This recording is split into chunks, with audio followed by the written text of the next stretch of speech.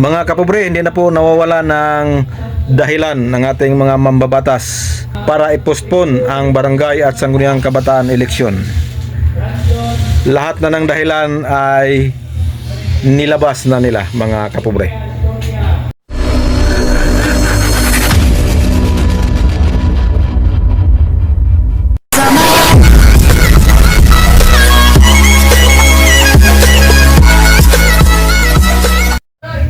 Hello mga kapobre, welcome back sa ating munting channel, Cap John Official.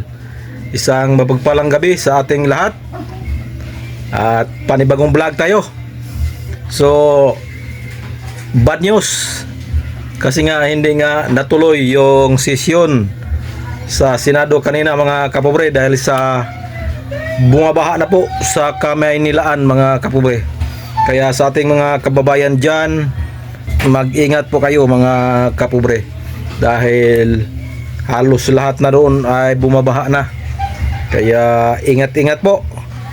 So dahil hindi natuloy yung sesyon sa Senado, so ibig sabihin purnada ang kokosana ng mga senador, at doon sa kanilang kokosana ay pag-usapan itong barangay at sangguniang kabataan eleksyon, lalo na itong pagpapalawig ng kanilang mga termino, mga kapobre.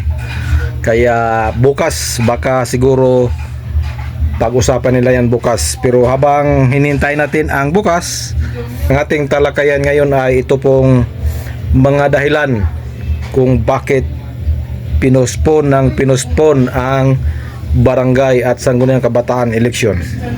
So noong 2025, mga kapobre, sana po ay nagkaroon sana ng halalan sa barangay at sangguniang kabataan, pero po ito ay napospon dahil nagkaroon ng panukalang batas, at ito po ay ang term setting.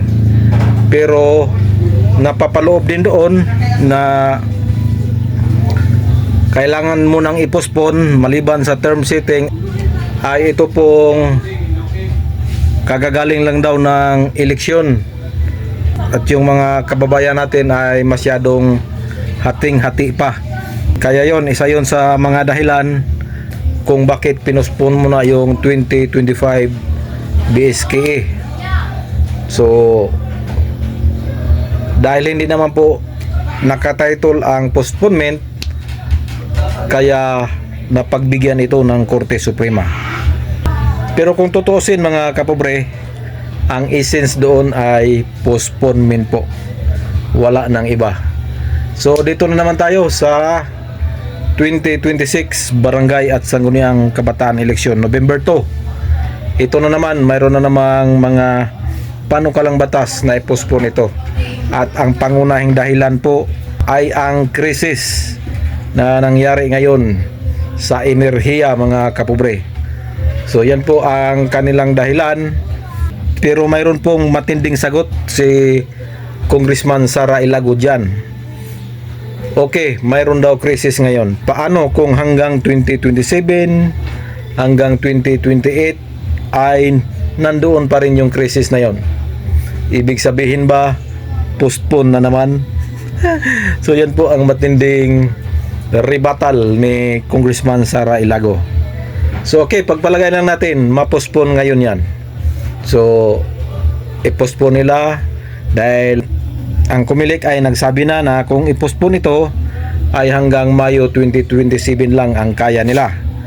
Okay, so ipagpalagay natin maset ito ngayong 2027. Nakakasiguro ba ang ating mga congressman na sa susunod na taon ay normal na itong mga krisis na nangyari, normal na itong ating kalagayan? So baka sabihin na naman nila postpone na naman uli dahil may krisis pa, hindi pa nawawala yung krisis. So magiging wala sa hulog na, mga kapobre. Kung halimbawa naman sa 2028 nila gagawin, ang plano nila is October 2028. So paano ngayon yan? Sa Mayo 2028 ay magkakaroon ng national and local election. Yan, matinding eleksyon yan. Yan, crucial na eleksyon yan dahil presidente, 12 senador, congressman, gobernador, mayor down to Sangguniang Bayan member. So, isang malawakang eleksyon yan mga kapobre. Pagdating ngayon sa Oktubre 2028, mayroon na namang dahilan yan. Dahil kagagaling lang ng presidential and local election.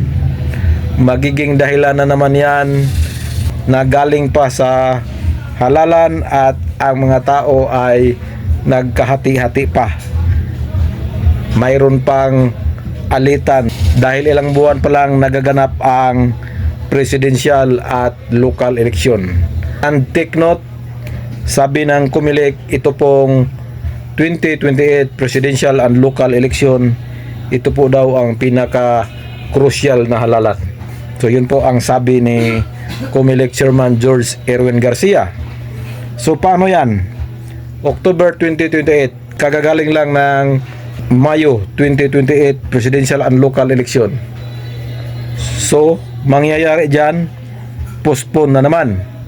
So paano na? Saan na lulugar? Saan na ilagay itong barangay at sangguniang kabataan eleksyon?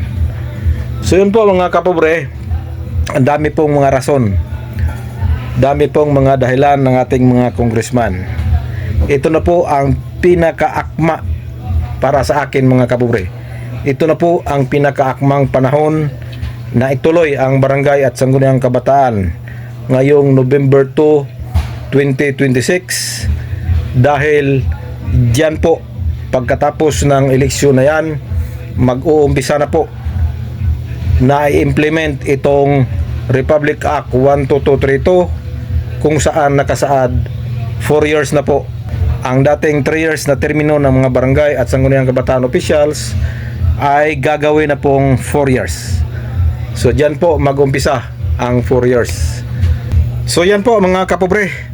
So bukas abangan natin, sana huhupa na yung baha para makapag-resume na ng sesyon ang Senado.